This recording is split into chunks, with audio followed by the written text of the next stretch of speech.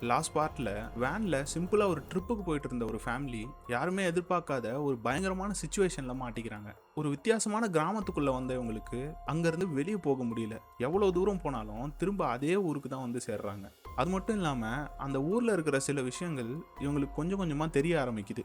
பகல்ல நார்மலா இருக்கிற அந்த கிராமம் நைட் ஆன உடனே ஒரு நைட் மேரா மாறிடுது. ஏன்னா நைட்டு வந்த உடனே இங்க உயிரோடு இருக்கிறதே ஒரு பெரிய சேலஞ்சா மாறிடுது. இந்த ஊர் என்ன, இவங்க இங்க எப்படி மாட்டிக்கிட்டாங்க, இதுக்கு பின்னாடி இருக்கிற மிஸ்ட்ரி என்னன்னு இந்த பார்ட்ல பார்க்கலாம். பார்ட் 1 பார்க்காதவங்க போயிட்டு பார்ட் 1 ஃபர்ஸ்ட் பார்த்துட்டு வாங்க, அப்பதான் ஃபுல் கதையும் புரியும். கீழே லிங்க் கொடுத்துருக்கேன். சரி வாங்க ஆரம்பிக்கலாம். இந்த நேரத்துல சாராவோட பிரதர் நேத்தனோட பாடியை ஷெரீஃப் பாய்டும் கென்னியும் அடக்கம் பண்ணிட்டு இருக்காங்க. அப்போ பாய்டு அவரோட புது பிளானை சொல்ல ஆரம்பிக்கிறாரு. அவர் சொல்றது என்னன்னா, அந்த டாலிஸ்மன் நம்ம வீட்டுல மட்டும்தான் ஒர்க் ஆகணும்னு இல்ல, அன்னைக்கு நைட்டு ஆர்வி வேனுக்குள்ளேயும் அது ஒர்க் ஆச்சு. அந்த கிரீச்சர்ஸால உள்ள வர முடியல. அப்போ நம்ம எஸ்கேப் ஆகணும்னா வெளியே போய் வழி தேடணும். ஆனா கொஞ்ச தூரம் போனாலே இருட்டிடுது. அதனால டாலிஸ்மனை எடுத்துட்டு போய் நைட்டு ஆன உடனே ஒரு டென்ட்டை போட்டு அதுக்குள்ள ஸ்டே பண்ணலாம். டாலிஸ்மன் இருக்கிற வரைக்கும் அந்த கிரீச்சர்ஸால ஒன்னும் பண்ண முடியாது. மறுநாள் காலையில எழுந்து திரும்ப எஸ்கேப் ஆகிற வழியை தேடலாம் அப்படின்னு பாய்டு அவரோட ஐடியாவை சொல்றாரு. ஆனா கென்னிக்கு இந்த பிளான்ல அவ்வளவு நம்பிக்கை இல்லை. ஒருவேளை இது ஒர்க் அவுட் ஆகலன்னா என்ன பண்றதுன்னு யோசிச்சுட்டு எதுவுமே பேசாம அங்கிருந்து போயிடுறான். இந்த பக்கம் ஜிம்மு வீட்டுல ஒரு விஷயத்த நோட்டீஸ் பண்றான். வீட்டுல இருக்கிற எலக்ட்ரிக் ஒயரை எல்லாம் ஃபாலோ பண்ணி பார்த்தா அது டம்மி காப்பர் ஒயர் மாதிரி இருக்கு. அப்போ கரண்ட் எப்படி வருது, டவுன்ல இருக்க எல்லா வீட்டுக்கும் பவர் எங்க இருந்து சப்ளை ஆகுது அப்படின்னு ஒரு கன்ஃபியூஷன் இருக்கு அவனுக்கு. இந்த விஷயத்த டாபிதா கிட்டயும் சொல்ல அவளும் கரண்ட் எங்க இருந்து வருதோ அதை கண்டுபிடிச்சா வெளியே போற வழியையும் கண்டுபிடிக்க முடியும்னு யோசிக்க ஆரம்பிக்கிறா. கரெக்டா அப்போதான் ஜேடு ரேடியோவோட அவங்க வீட்டுக்கு வரான். ஜேட பார்த்த உடனே டாபிதா, இந்த ஆக்சிடென்ட் காரணம் நீ வந்த கார் தானே அப்படின்னு கோவமா பேசுறா. உடனே ஜேடு, நான் டிரைவ் பண்ணல, என் ஃப்ரெண்ட் தான் டிரைவ் பண்ணா, எனக்கும் இங்க இருக்க ஆசை இல்ல, நீங்க ஹெல்ப் பண்ணா இந்த ரேடியோவை யூஸ் பண்ணி வெளி உலகத்தோட கான்டாக்ட் பண்ண ட்ரை பண்ணலாம், நம்ம எல்லாரும் சேர்ந்து எஸ்கேப் ஆயிடலாம் அப்படின்னு சொல்றான். ஜிம்மும் சரின்னு ஒத்துக்கிட்டு கிராஷ் ஆன கார்ல இருந்து தேவையான ஒயரிங் எல்லாம் எடுத்துட்டு ரேடியோவை செட்டப் பண்ண ஆரம்பிக்கிறாங்க. அதே நேரத்துல டாபிதா ஈத்தன் கூட ரெஸ்டாரண்ட் ஸ்டோரேஜ் ரூமுக்கு போறா. அங்க பழைய பொருள் எல்லாம் வச்சிருக்காங்க. அங்க இருந்து வெளியே வரும்போது ஒரு பிரேஸ்லெட் அவ கண்ணுக்கு படுது. அதை பார்த்த உடனே டாபிதா ஷாக் ஆயிடுறா. இங்க ஜிம்மும் ஜேடும் ரேடியோ டிரான்ஸ்மிட்டரை செட் பண்ண ட்ரை பண்ணிட்டு இருக்காங்க. சிக்னல் ஸ்ட்ராங்கா வர டிரான்ஸ்மிட்டர் ரொம்ப உயரமான இடத்துல இருக்கணும். அதனால ஜிம்மு ஒரு பெரிய மரத்துல ஏறி டிரான்ஸ்மிட்டரை பிக்ஸ் பண்ண ட்ரை பண்ணிட்டு இருக்கான். ஆனா கீழே நிக்கிற ஜேடுக்கு திடீர்னு பயங்கரமான அலுசினேஷன்ஸ் வர ஆரம்பிக்குது. அந்த மரத்துல இருந்து ரத்தம் ஒழுகுற மாதிரியும் நிறைய பேரு செத்து தொங்குற மாதிரியும் தெரியுது. மரம் முழுசும் அந்த மிஸ்டீரியஸ் சிம்பிள்ஸ் இருக்கிற மாதிரி தெரியுது. அதுக்கு மேல ஒரு பழைய மிலிட்டரி யூனிஃபார்ம் போட்டவன் கன்னோட ஜேட ஷூட் பண்ண வர மாதிரி தெரியுது. பயந்து தெரிச்சு ஓடுறான் ஜேடு. கடைசியில பார்த்தா அங்க நிக்கிறது ஜிம்மு தான். ஐயோ என்னை விட்டுடுங்க, ஐயோ என்னை விட்டுடுங்கன்னு கத்திட்டு அங்க இருந்து ஓடிடுறான். இந்த பக்கம் ஃபாதரு சாரா கிட்ட பேசுறாரு. உன் தம்பி சொன்னா உனக்கு யாரோட வாய்ஸும் கேக்குதுன்னு. இந்த டவுன்ல எல்லா புக்ஸும் இருக்கு, ஆனா பைபிள் மட்டும் இல்ல. பைபிள்ல மொத்தம் 73 புக்ஸ் இருக்கு. ஆனா நம்ம வாழ்ற இந்த இடத்துக்கு ஒரு 74வது புக் இருக்கணும். அதுலதான் நம்ம எஸ்கேப் ஆகிற சீக்ரெட் இருக்கும். உனக்கு மட்டும் ஏன் இந்த வாய்ஸ் கேக்குது அப்படின்னு கேக்குறாரு. சாராவும் எனக்கும் தெரியாது, திடீர்னு தான் இந்த வாய்ஸ் கேட்க ஆரம்பிச்சுது, என்னையும் என் தம்பியையும் இந்த டவுனை விட்டு வெளியே கொண்டு போறேன்னு சொல்லிச்சு, அது சொன்னதை கேட்டுதான் நான் இதெல்லாம் பண்ணேன் அப்படின்னு சொல்றா. உடனே ஃபாதரு, ஒருவேளை இது இமேஜினேஷன்னா நம்ம ஒன்னும் பண்ண முடியாது, ஆனா இது உண்மையா இருந்தா சாரா நீ ரொம்ப ஸ்பெஷல். இதை எல்லார்கிட்டையும் சொன்னா யாரும் ஒன்னும் தப்பா நினைக்க மாட்டாங்க. ஆனா அதுக்கு ப்ரூஃப் வேணும். யாருக்குமே தெரியாத ஒரு விஷயத்த அந்த வாய்ஸஸ் மூலமா கேட்டு என்கிட்ட சொல்லு, அப்போதான் பாய்டு கிட்டையும் இதை ப்ரூவ் பண்ண முடியும் அப்படின்னு சொல்றாரு. அவர் பேசிக்கிட்டு இருக்கும் போதே சாராவோட பாடி ஒரு மாதிரி ரியாக்ட் ஆக ஆரம்பிக்குது. உடனே பேப்பர் பென் சீக்கிரம் கொண்டு வாங்க அப்படின்னு கத்துறா. இங்க பார்த்தா ஜிம்மு டிரான்ஸ்மிட்டரை செட்டப் பண்ணி முடிச்சுட்டு ரேடியோவை செக் பண்ணிட்டு இருக்கான். வீக்கா இருந்தாலும் ஒரு சிக்னல் கேப்சர் ஆகுது. ரெஸ்டாரண்ட்ல இருக்கிற ஜேடு தான் பார்த்த அந்த மிஸ்டீரியஸ் சிம்பிள்ஸை திரும்ப திரும்ப டிரா பண்ணிட்டு இருக்கான். அதை பார்த்த கென்னியோட அம்மா, இதே சிம்பிள்ஸை நான் முன்னாடியும் பார்த்திருக்கேன் அப்படின்னு சொல்லி ஸ்டோரேஜ் ரூமுக்குள்ள கூட்டிட்டு போறாங்க. அங்க இருக்கிற ஒரு பழைய புக்ல அதே சிம்பிளை ஆல்ரெடி யாரோ டிரா பண்ணிருக்காங்க. அதே சமயம் சாரா பேப்பர்ல வேகமா எழுதிட்டு இருக்கா. நீங்க முதல்ல இந்த இடத்துக்கு வரும்போது ஒரு விஷயத்த மறைச்சிங்க, அத அவங்க பார்த்துட்டாங்க அப்படின்னு எழுதுறா. இத படிச்ச உடனே ஃபாதர் ஷாக் ஆயிடுறாரு. இந்த பக்கம் ஜிம்மு வீட்டுக்கு வந்தா டாபிதா பேஸ்மெண்ட்ல உட்காந்து மண்ணை தோண்டிட்டு இருக்கா. கரண்ட் எங்க இருந்து வருதுன்னு ஒயரை ஃபாலோ பண்ணிட்டு போய் கண்டுபிடிக்க போறேன், கண்டுபிடிக்கிற வரைக்கும் நான் நிறுத்த மாட்டேன் அப்படின்னு சொல்றா. அப்புறம் ஸ்டோரேஜ் ரூம்ல கண்டுபிடிச்ச பிரேஸ்லெட்டை ஜிம்மு கிட்ட காமிக்க, ஜிம்மு அதை பார்த்த உடனே இது நான் உனக்காக செஞ்சு கொடுத்த பிரேஸ்லெட் தானே, ஆனா அது அப்பவே தொலைஞ்சிடுச்சே அப்படின்னு ஷாக் ஆகுறான். டாபிதா இது அதே பிரேஸ்லெட் தான் பாரு, இந்த முடிச்சு பாரு தப்பா இருக்கு. அப்போ ரெண்டு பேருக்குமே ஒரே கன்ஃபியூஷன். ஜிம்மு நான் செஞ்ச பிரேஸ்லெட் இங்க இருக்குன்னா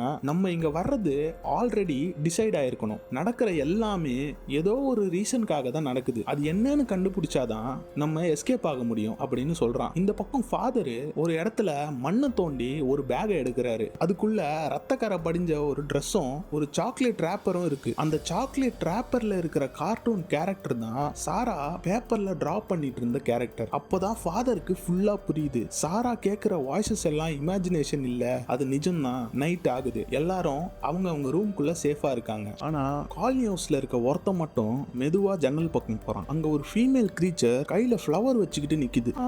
எனக்காக தான் ஃப்ளவர் வச்சிருக்கியா, உனக்கு என்ன பிடிக்கும்னு எனக்கு தெரியும் அப்படின்னு அதுகிட்ட போய் ரொமான்ஸ் பண்ணிட்டு இருக்கான். அப்படியே விடியுது.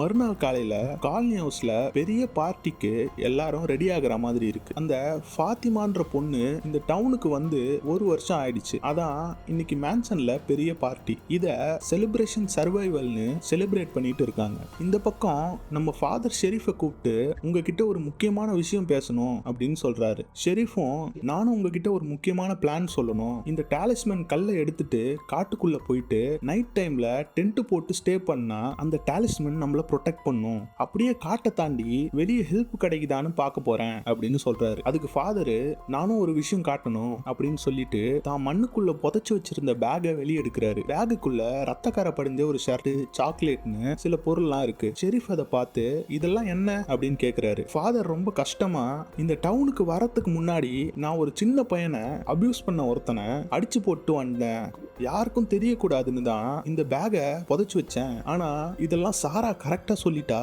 அப்படின்னு சொன்னதும் ஷெரீஃப் ஷாக் ஆகி, என்ன சாராவா? ஆமா, சாரா இப்போ என்கிட்ட தான் இருக்கா, நான் தான் அவளை கட்டி வச்சிருக்கேன். இதை கேட்டதும் ஷெரீஃப்க்கு கோவம் வந்துடுது. கன் பாயிண்ட்ல ஃபாதரை பிடிச்சி எதுக்கு இப்படி பண்ணீங்க அப்படின்னு கத்துறாரு. ஃபாதரு அமைதியா, பாத்துக்கோங்க, நான் புதைச்சு வச்ச இந்த ஷர்ட்டு சாராக்கு தெரிஞ்சிருக்க வாய்ப்பே இல்லை, நான் இந்த டவுனுக்கு வந்ததுக்கு அப்புறம் தான் சாரா வந்தா, அப்படி இருக்கும்போது இந்த சீக்ரெட் அவளுக்கு எப்படி தெரிஞ்சிருக்கு, அந்த வாய்ஸஸ் நிஜமாவே அவகிட்ட பேசுதா, நானும் நீங்களும் சாராவும் சேர்ந்து காட்டுக்குள்ள போவோம், அவ கேட்கிற வாய்ஸஸை யூஸ் பண்ணி எஸ்கேப் ஆகுற வழியை கண்டுபிடிக்கலாம் அப்படின்னு சொல்றாரு. அதே நேரத்துல மேன்ஷன்ல பார்ட்டி ஃபுல் ஸ்விங்ல நடந்துட்டு இருக்கு. டெய்லி விண்டோ பக்கம் ஃப்ளவர் வைக்கிற அந்த ஆளுகிட்ட அந்த ஃபீமேல் கிரீச்சர் மறுபடியும் வருது. இன்னும் என்ன உள்ள விட மாட்டியா, எப்பவும் வெளியே நின்று தான் பாக்குற, எனக்கும் உள்ள வர ஆசையா இருக்கு அப்படின்னு ஆசையை தூண்டுது.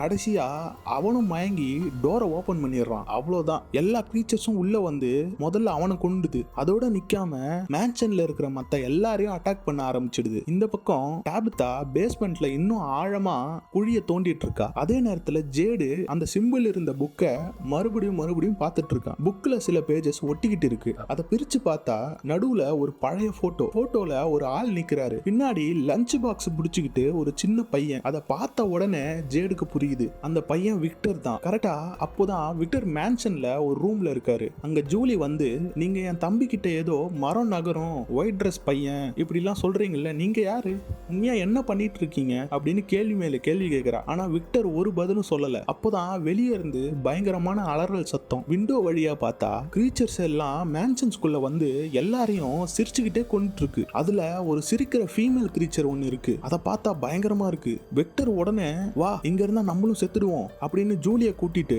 விண்டோ வழியா கீழே இறங்கி காட்டுக்குள்ள ஓடுறாரு. ஒயிட் ட்ரெஸ் பையனை ஃபாலோ பண்ணிட்டு ரெண்டு பேரும் ஓடுறாங்க. இதே நேரத்துல மேன்ஷன்ஸ்ல இருந்த பல பேரு கிரீச்சர்ஸ் கிட்ட மாட்டிக்கிட்டு சாக ஆரம்பிக்கிறாங்க. நல்ல வேளை ஷெரீஃபோட பையன் எலிசு மாடி மேல இருந்து கீழே குதிச்சு ஃபாத்திமா கூட சேர்ந்து ஒரு ரூமுக்குள்ள ஓடி போய் டோரை க்ளோஸ் பண்ணிட்டு டாலிஸ்மனை யூஸ் பண்ண ட்ரை பண்றான். இந்த பக்கம் விக்டர் ஜூலிய கூட்டிட்டு அந்த மரம் இருக்கிற இடத்துக்கு போறாரு. இந்த மரத்தோட ஓட்டக்குள்ள போ அப்படின்னு சொல்லி அனுப்புறாரு. ஜூலி உள்ள போன உடனே டக்குன்னு டெலிபோர்ட் ஆகி டவுனு பின்னாடி இருக்கிற பங்கருக்குள்ள வந்துடுறாங்க. ஜூலிக்கு ஒண்ணுமே புரியல, நம்ம மரத்துக்குள்ள தானே போனோம், எப்படி இங்க வந்தோம் அப்படின்னு கன்ஃபியூஸ் ஆயிடுறா. இந்த நேரத்துல டவுன்ல ஃபாதரும் ஷெரீஃபும் பேசிட்டு இருக்கும்போது மேன்ஷன்ல இருந்து தப்பிச்சவங்க எல்லாரும் சர்ச்சுக்கு ஓடி வராங்க. அவங்க பின்னாடியே கிரீச்சர்ஸும் வருது. டோரு க்ளோஸ் பண்றதுக்கு முன்னாடியே நகத்தை வச்சு அந்த கிரீச்சர்ல ஒண்ணு கழுத்திலே ஒரு போட்டு போட்டுருது. ஃபாதர் அங்கேயே ரத்த கசிவு ஏற்பட்டு இறந்துட்டாரு. ஃபாதர் இறந்து போயிட்டாரு அப்படின்னு சொல்லி ஷெரீஃப் ரொம்ப கஷ்டப்படுறாரு. மனசை தேத்திக்கிட்டு இந்த இடத்துல இருந்து தப்பிச்சு போக ஏதாவது ஒரு வழியை கண்டுபிடிக்கணும்னு சொல்லி காட்டுக்குள்ள போக போறாரு. சரி நம்ம மட்டும் தனியா போத்தவல்ல, இவளையும் கூட்டிட்டு போலான்னு சொல்லி சாராவையும் கூட்டிட்டு போக போறாரு. திடீர்னு சரி பையன் கிட்ட போயிட்டு வரேன்னு சொல்லிட்டு வருவோம் அப்படின்னு சொல்லி காட்டுக்குள்ள ஒரு சின்ன கேபின் இருக்கு. அந்த கேபின்ல சாராவை விட்டுட்டு இங்கே இரு நான் வந்துருவேன் அப்படின்னு திரும்ப டவுனுக்குள்ள வராரு. இந்த சைட்ல ஜிம்மு ஜூலிய பார்த்து நீ மேன்ஷன் ஹவுஸ்ல தானே இருந்த, எப்படி அதுங்க கிட்ட இருந்து தப்பிச்ச அப்படின்னு கேக்குறாரு. அதுவா விட்டர் தான் எனக்கு ஹெல்ப் பண்ணாரு, காட்டுக்குள்ள கூட்டிட்டு போய் ஒரு மரத்தை காட்டி அந்த மரத்துக்குள்ள போ அப்படின்னு சொல்லி அனுப்பிச்சாரு. மரத்துக்குள்ள போன உடனே ஒரு பங்கருக்குள்ள வந்துட்டேன், எனக்கு என்ன ஆச்சுன்னே புரியல அப்படின்னு சொல்லிட்டு இருக்கும் போது அவ தம்பி ஓ அந்த ட்ரீயா, ஃபாரவே ட்ரீ அதுக்கு பேரு, விக்டர் என்கிட்ட அந்த மரத்தை பத்தி சொல்லியிருக்காரு, அதுக்குள்ள ஒரு கல்லை தூக்கி போட்டாரு, அது வேற ஒரு இடத்துல இருந்து விழுந்துச்சு, அதே மாதிரி நீ உள்ள போன வேற ஒரு இடத்துல இருந்து வெளியே வந்திருக்க, விக்டர் வேற எங்கேயாவது போயிருப்பாரு, நம்ம விக்டரை கண்டுபிடிக்கணும் அப்படின்னு சொல்றான். இதெல்லாம் கேட்கறவ பயங்கரமா பயந்து போயிடுறா. கரெக்டா அந்த வீட்டுக்கு ஜேடு வரான். அந்த சிம்பிள் எல்லாம் கண்டுபிடிச்சான்ல அதை பத்தி பேசுறதுக்கு ஜூலி கிட்ட வரான். ஆனா ஜிம்மு விட மாட்டான். ப்ளீஸ் ஒன்னா கேளு, பேசுற நிலைமையில ஜூலி இல்ல, இந்த சிம்பிள்ஸ் அது இதெல்லாம் விட்டுட்டு ரேடியோவில் ஃபோக்கஸ் பண்ணு. நான் போய் மரத்தில் ஃபிக்ஸ் பண்ணேன், எனக்கு சிக்னல் கிடைச்சிது, ஆனால் அந்த சிக்னல் ரொம்ப வீக்காக இருந்துச்சு, அதனால அந்த டிரான்ஸ்மிட்டரை உயரமான பில்டிங் மேலே எங்கேயாவது இறக்கி வைக்கணும் அப்படின்னு சொல்றாரு. அதனால இவன் மைண்டு ரேடியோ பக்கம் திரும்புது. அதனால மேன்ஷனுக்கு போய் டானா கிட்ட இந்த ரேடியோ பற்றி சொல்றாங்க. அவங்களும் சரி என்ன வேணா பண்ணுங்க அப்படின்னு சொல்லிடுறாங்க. ஏன்னா மேன்ஷன்ல அந்த கிரீச்சர்ஸ் பூந்ததுனால அங்க இருக்க மக்கள்லாம் இப்போ டவுன்ல தான் இருக்காங்க. ஷெரீஃப் அவரோட பையனை பார்க்குறாரு. நான் காட்டுக்குள்ள எதனா வழி இருக்குதான்னு பார்க்க போறேன், நீ எதனா என்கிட்ட முக்கியமான விஷயம் சொல்ல விரும்புறியா அப்படின்னு கேட்குறாரு. அவன் அவரை கண்டுக்கிற மாதிரியே இல்லை. அடச்சு இதுக்காக இவ்வளோ தூரம் வந்தோம் அப்படின்னு சொல்லி ஷெரீஃப் காட்டுக்குள்ளேயே போயிடுறாரு.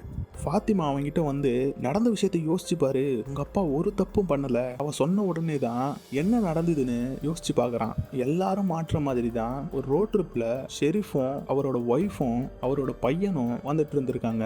குறுக்குல ஒரு மரம் விழுந்து ரிட்டர்ன் போறேன்னு சொல்லி இந்த டவுன்ல வந்து மாட்டிக்கிறாங்க. ஃபர்ஸ்ட் இவங்க ஃபாதரை தான் பாக்குறாங்க. அந்த ஃபாதர் அவங்க கிட்ட வந்து நைட் ஆக போது ரீச்சஸ் வரப்போது, என்கிட்ட வாங்க நான் கூட்டிட்டு போறேன், சேஃபா இருக்கலாம் அப்படின்னு சொல்லி ஒரு பேஸ்மெண்ட்ல தங்க வைக்கிறாரு. இந்த டைம்ல அவங்க டாலிஸ்மேன் என்ற கல்லை எல்லாம் கண்டுபிடிக்கல. மொத்தமா கவரா இருக்கிற ஒரு இருட்டான பேஸ்மெண்ட்ல தான் எல்லாரும் இருக்கிறாங்க. அடுத்த நாள் ஆனதுக்கு அப்புறம் வெளியே வந்து பாக்குறாங்க, பேஸ்மெண்ட்ல இல்லாம வெளியே இருந்தவங்க எல்லாருமே இறந்து போயிட்டு இருக்காங்க. நம்ம ஷெரீஃப் ரொம்பவே பயப்படுறாரு. அங்க இருக்கிற மக்கள்லாம் ஆர்கனைஸ்டாவே இல்லாம இருக்கிறதுனால நம்ம பாய்டு அவங்க எல்லாரையும் ஆர்கனைஸ் பண்ணி கடைசியா ஷெரீஃபா மாறுறாரு. பல பொறுப்புகளை அவர் தலைமையில வச்சுக்கிட்டு காட்டுக்குள்ள போய் பகல் டைம்ல தேட ஆரம்பிக்கிறாரு, எதனா பொருள் கிடைக்குதான்னு. அப்ப கிடைச்சதுதான் அந்த டாலிஸ்மன் கல்லு. அவரு காட்டுக்குள்ள இருக்கும்போது ஒரு ஜெர்மன் ஷெப்பர்ட் நாய் வருது. அந்த நாயை ஃபாலோ பண்ணிட்டு போறாரு. அதை ஃபாலோ பண்ணிட்டு போகும்போது நைட் ஆயிடுது. அந்த கிரீச்சர்ஸ் கிட்ட இருந்து தப்பிக்க ஓடுறாரு. ஒரு குகை மாதிரி இருக்கிறதுக்குள்ள விழுந்துடுறாரு. ஆனா அந்த ஜந்துக்கள் அந்த குகைக்குள்ள வரவே இல்லை. என்னன்னு பார்த்தா அந்த குகை ஃபுல்லாவே அந்த டாலிஸ்மன் கல்லுங்க இருக்கு. ஸோ இதுதான் அந்த ஜந்துக்களை உள்ள வர முடியாம தடுக்குதுன்னு புரிஞ்சுக்கிட்டு எல்லா கல்லையும் எடுத்துக்கிட்டு டவுனுக்கு வந்தா ஷெரீஃபோட ஒய்ஃப் துப்பாக்கி வச்சு எல்லாரையும் சுட்டுட்டு இருக்கான். கன்னை அவர் ஒய்ஃப் கிட்ட பாயிண்ட் பண்ணி ஏன் இப்படிலாம் பண்ற, ஏன் எல்லாரையும் சுடுற அப்படின்னு சொல்லி கேட்கிறாரு. நான் இது எல்லாமே கனவு தான், நான் எல்லாரும் எழுப்பிட்டு இருக்கேன் அப்படின்னு சொல்லிட்டே இருக்கும்போது அவன் பையன் ஓடி வரான். அந்த பையனை குறிப்பாத்து சுட போறா, பையனை சுற்ற போறா அப்படின்னு சொல்லி பாய்டே அவன் ஒய்ஃபை கொன்னுட்டுறான். இதனால தான் இந்த பையன் அவங்க அப்பா மேல கோவமா இருக்கிறான். இப்போ அந்த விஷயத்தெல்லாம் நினைச்சு பார்த்து அப்பா மேல தப்பு இல்லைன்னு புரிஞ்சுக்கிறான். பாய்டு காட்டுக்குள்ள போகும்போது அவன் பையன் அங்க வந்து அவனை கட்டி பிடிச்சி அவரை வழி அனுப்பும் போது கேபின்ல இருந்து ஒரு சத்தம் கேட்குது. அவன் சாராவை பார்த்துடுறான். சரி இங்க பாரு, அவளை பார்த்தேன்னு சொல்லி டவுனுக்குள்ள போய் யாருக்கிட்டையும் சொல்லிக்காத, ஏன்னா இவன் மூலியமா தான் நம்ம எல்லாருமே இங்க இருந்து தப்பிக்க போறோம், என்ன நம்பு அப்படின்னு சொல்லி பையனை டவுனுக்குள்ள அனுப்பிட்டு சாராவை கூட்டிட்டு காட்டுக்குள்ள போக ஆரம்பிக்கிறாரு. இங்க ஊர் மக்கள் எல்லாரும் சேர்ந்து மேன்ஷனை சரி பண்ண போறாங்க. அதோட ஜிம்மும் ஜேடும் அந்த ரேடியோக்கான அந்த ஆண்டனாவை அந்த வீட்டுக்கு மேல செட் பண்ண போறாங்க. இதுக்கான வேலைகளை எல்லாரும் ஒன்னா சேர்ந்து செய்யணும் அப்படின்னு சொல்லிட்டு ஒரு முடிவு எடுக்கிறாங்க. அதே மாதிரி எல்லாரும் சேர்ந்து வேலையை ஆரம்பிக்கிறாங்க. இந்த சைடு சாராவை கூட்டிட்டு ஷெரீஃப் காட்டுக்குள்ள போகும்போது சாராவை பார்த்து ஏன் இந்த மாதிரிலாம் பண்ண அப்படின்னு கேட்குறாரு. அந்த குட்டி பையனை மட்டும் நான் கொல்லலைனா எல்லாரையும் சாகடிச்சிருவேன்னு சொல்லி அந்த குரலை என்கிட்ட சொல்லிச்சு, அதனால்தான் நான் இதெல்லாம் பண்ணேன் அப்படின்னு சொல்றான். சரி சாரா எல்லாரோட நல்லதுக்கு தான் பண்ணியிருக்கான்னு சொல்லி தொடர்ந்து காட்டுக்குள்ள போறாங்க. அங்க ஒரு வித்தியாசமான மரம் ஒண்ணு இருக்கு. அந்த மரத்துல பாட்டில் எல்லாம் யாரோ தொங்க விட்டுருக்காங்க. அந்த பாட்டிலுக்குள்ள சின்ன சின்ன சீட்டுகள்லாம் இருக்கு. அந்த சீட்டெல்லாம் வெளியே எடுக்கலான்னு பாய்டு ட்ரை பண்ணும்போது சாராக்கு தலை வலிக்க ஆரம்பிக்குது. இப்ப டவுன்ல ஜிம்மும் ஜேடும் நிறைய பேட்டரிய கார்ல இருந்து எடுத்துருக்காங்க. ஆனா எதுலயுமே சார்ஜ் இல்ல. சார்ஜ் பண்ண ஏதாவது ஒரு வழி கண்டுபிடிக்கணும்னு சொல்லி யோசிச்சுட்டு இருக்காங்க. இந்த சைட்ல டாபிதா விக்டர் வரைஞ்சிருக்கிற எல்லா டிராயிங்ஸையும் பார்த்துட்டு இருக்கா. இதை பார்த்த ஈத்தன் சொல்றான், இது எல்லாம் ஒரு ஸ்டோரி, இது என்னன்னு புரிஞ்சுக்கிட்டா நம்ம அதுக்கப்புறம் என்ன பண்ணணும் அப்படின்னு நம்மளுக்கு தெரியும் அப்படின்னு சொல்றான். அந்த டிராயிங்லாம் பார்க்கும்போது நிறைய பேர் செத்து கிடக்கிற டிராயிங்லாம் வரைஞ்சி வச்சிருக்காரு விக்டர். அதெல்லாம் பார்த்துட்டு டாபிதா இதுக்கு மேல இந்த டிராயிங்லாம் பார்க்காதீங்கன்னு சொல்லி பசங்களை பார்க்க விடல. நைட் டைம் ஆக போகுது. பாய்டுக்கு பதிலா கெனி தான் பொறுப்புல இருக்கிறாரு. மணி எடுத்துக்கிட்டு எல்லாரையும் வீட்டுக்குள்ள போக சொல்றான். காட்டுக்குள்ள டென்ட்டை போட்டு ஒரு டாலிஸ்மேன் கல்ல தொங்க விட்டு சாராவை படுக்க வச்சிருக்காரு பாய்டு. சாரா மயக்கத்துல இருந்து எழுந்துக்கிறா. பாய்டு சாரா கிட்ட அந்த பாட்டில எடுக்க ட்ரை பண்ணும்போது தான் உனக்கு தலைவலிச்சுது அப்படின்னு சொல்றாரு. சரி அதெல்லாம் இருக்கட்டும், அந்த பாட்டிலுக்குள்ள இருந்த சீட்ல என்ன இருந்தது அப்படின்னு கேக்குறா. ஏதோ 1864 ஒரு நம்பர் இருந்தது அப்படின்னு சொல்றாரு. சாரா சொல்றா, என் காதுக்குள்ள கேட்ட குரல் ஒரு பொண்ணோட குரல். இந்த காட்டுக்குள்ள அந்த கிரீச்சர்ஸ் தவிர பயங்கரமான விஷயங்கள்லாம் இருக்குது. உடனே டவுனுக்கு போக சொல்லுது அந்த வாய்ஸ். என்ன ஃபிஷன் லவ் கிட்ட சொல்லு, ஃபிஷன் லவ் கிட்ட சொல்லுன்னு ஏதோ சொல்லுச்சு அப்படின்னு சொல்றா. இதை கேட்ட ஷெரீஃப்க்கு ஷாக்கு. ஏன்னா ஃபிஷன் லவ்னு ஒரு பட்ட பேரை வச்சு பாய்டோட ஒய்ஃப் தான் அவரை கூப்பிட்டுருக்காங்க. ஷெரீஃபோட ஒய்ஃப் தான் சாரா மூலியமா வீட்டுக்கு போங்கன்னு சொல்லியிருக்காங்க. வெளியே சத்தம் கேக்குது. டென்ட்டையே பிடிச்சி ஆட்ட ஆரம்பிக்குதுங்க. டென்ட் கவுந்த உடனே வெளியே ஃபுல்லா வெளிச்சம். டவுன்ல இருக்கவங்க எல்லாருமே சேர்ந்து ஒரு வழியா அந்த ஆண்டனாவை காலனி ஹவுஸ் மேல வச்சிடறாங்க. ஆனா ஒரு ப்ராப்ளம், கரண்ட் மட்டும் இல்ல. அந்த பவர் எப்படி வர வைக்கணும்னு ஜேடு ஒரு ஐடியா கொடுக்குறான். ஃபியூஸ்ல மட்டும் பவர் இருக்கு, அப்போ இருக்கிற எல்லா ஃபியூஸ்ல இருந்தும் பவர் எடுத்து நம்ம டிரான்ஸ்மிட்டருக்கு கொடுக்கலாம் அப்படின்னு சொல்லி எல்லாத்துல இருந்தும் பவர் எடுக்கிறாங்க. ஜிம்மும் ரேடியோல பேச ஆரம்பிக்கிறாரு. அந்த சைட்ல இருந்தும் வாய்ஸ் வருது. ஜிம்முக்கு ரொம்ப சந்தோஷம். ஹெல்ப் ஹெல்ப் அப்படின்னு சொல்லி இங்க இருக்கிற லொகேஷன்லாம் சொல்லி யாராவது ஹெல்ப்புக்கு அனுப்புங்க அப்படின்னு சொல்லிட்டு ஜிம்மு கேட்கறான். அந்த சைட்ல இருந்து அந்த வாய்ஸ் பேசுறது ஜிம்மு தானே அப்படின்னு சொல்லிட்டு கேட்க ஜிம்முக்கு பயங்கர ஷாக்கு. உங்க ஒய்ஃப் டாபிதா அந்த பள்ளத்தை தோண்டி இருக்க கூடாது அப்படின்னு சொல்றான். ஜிம்மோட ஒய்ஃப் பள்ளத்தை தோன்ற விஷயம் இவனுக்கு மட்டும்தான் தெரியும். ரேடியோல பேசுற இந்த ஆளுக்கு எப்படி அப்படின்னு சொல்லி வேகமா அவன் வீட்டுக்கு ஓட ஆரம்பிக்கிறான். இந்த வீட்டுல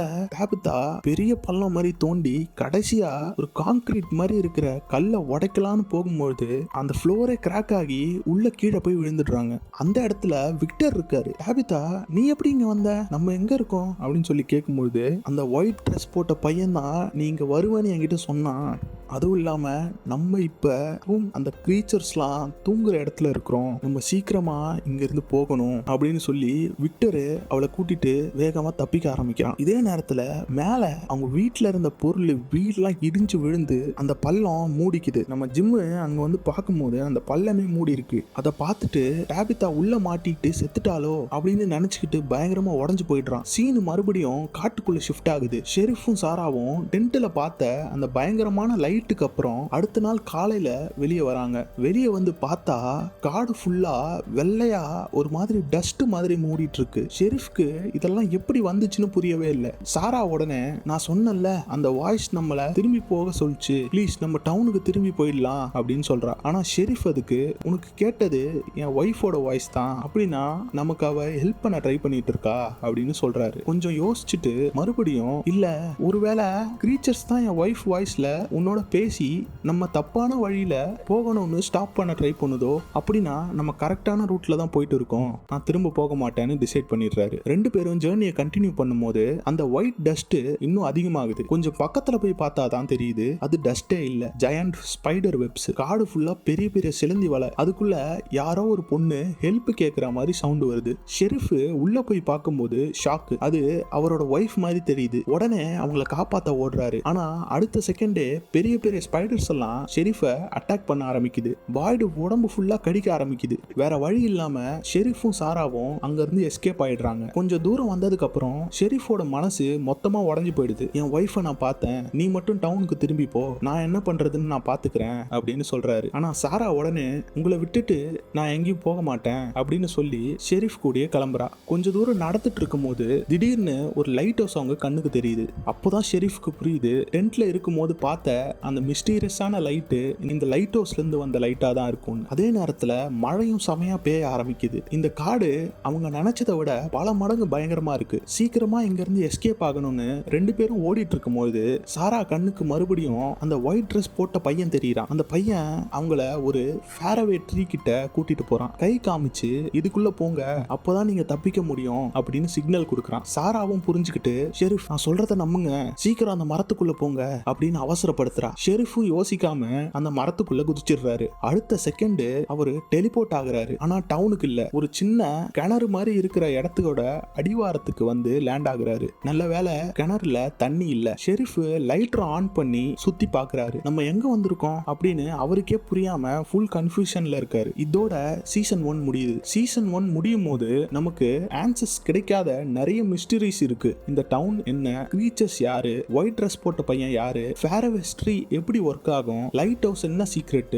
இதுக்கெல்லாம் ஆன்சர்ஸ் அடுத்த சீசன்ல கொஞ்சம் கொஞ்சமா ரிவீல் பண்ணுவாங்க. சோ அடுத்த சீசன் ரீகேப்பை மிஸ் பண்ணாம பாருங்க. அடுத்த சீசனோட ரீகேப் கீழே லிங்க்ல கொடுத்திருக்கேன், பிளேலிஸ்ட்லயும் கொடுத்திருக்கேன். வீடியோ பிடிச்சிருந்தா கண்டிப்பா ட்ரோல் மேனியாக்கு சப்ஸ்கிரைப் பண்ணுங்க. உங்களோட சப்போர்ட் தான் இந்த மாதிரி வீடியோஸ் கண்டினியூவா போஸ்ட் பண்ண ஒரு பிக்கஸ்ட் மோட்டிவேஷனா இருக்கும். நாளைக்கு இன்னும் ஒரு வேற லெவல் வீடியோல மீட் பண்ணலாம். தேங்க்யூ, பாய்.